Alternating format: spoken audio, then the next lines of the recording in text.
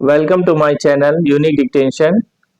Ramdhari Gupta part 1 की exercise number 15 जो कि एसएससी एग्जाम के लिए बहुत ही जरूरी है, इम्पोर्टेंट है। और जो लोग नए हैं वो चैनल को सब्सक्राइब कर दें। आइए स्टार्ट करते हैं। डिक्टेशन लिखना स्टार्ट। अध्यक्ष जी किसी भी देश की विदेश नीति अपने में कोई स्वतंत्र नीति नहीं होती है, वरन वह किसी देश की आंतरिक नीति को स्पष्ट करती है। उदाहरण के लिए हम अमेरिका को ले सकते हैं।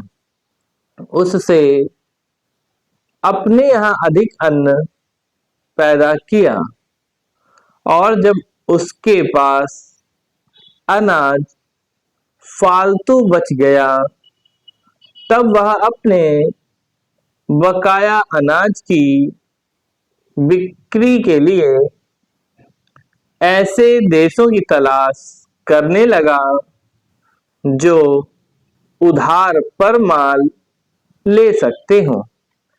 किंतु हमारी आंतरिक नीति ने यह तय किया कि खर्चीले ढंग से सरकार चलाएंगे और स्वदेशी मुद्रा की कोई राशि हमारे पास नहीं बचेगी। हमने कर भी लगा दिए और मुद्रा प्रसार भी कर दिया। कुछ संकट पड़ने के बाद इस बात की आवश्यकता को नहीं समझा कि उस पैसे का कहीं अन्यत्र उपयोग कर सके।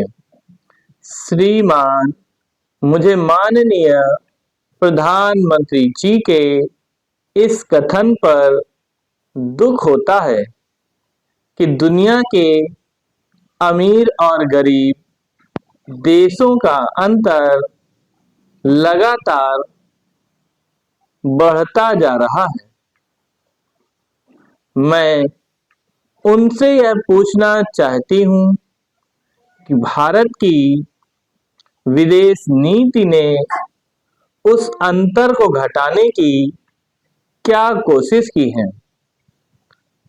क्या भारत सरकार ने कभी दुनिया की पंचायत में ये कहने की हिम्मत की है कि बालिग मताधिकार के आधार पर यूएनओ का चुनाव होकर एक संसद बनाई जाए? और क्या आप में यह देखने की हिम्मत है कि फौज के हिसाब से कर लगाकर एक विकास का खाता खोल दिया जाए? जो देश विकसित हैं उनके मजदूरों का 1 घंटा हमारे देश के मजदूरों के 100 घंटों के बराबर माना जाता है।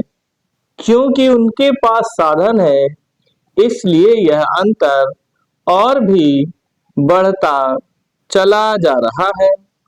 किसी देश के अंदर आंतरिक नीति में अमीरी और गरीबी का अंतर बढ़ता चला जा रहा हो और वह दुनिया के देशों में विद्यमान अमीरी और गरीबी के इस अभिशाप को समाप्त करेगा। यह समझ में आने वाली बात नहीं है। अब मैं आपका ध्यान एक और बात की ओर दिलाना चाहती हूँ। पूर्वी जर्मनी को मान्यता देते हमें परेशानी होती है, इसलिए कि शायद पश्चिमी जर्मनी को बुरा लगे, लेकिन पश्चिमी जर्मनी ने तो अपनी रक्षा का भार दूसरों पर छोड़ दिया है।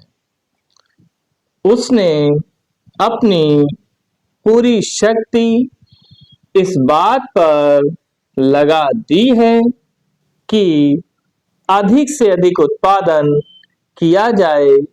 आपने जो समय दिया उसके लिए मैं आभार प्रदर्शन करता हूँ और आपका धन्यवाद करता हूँ।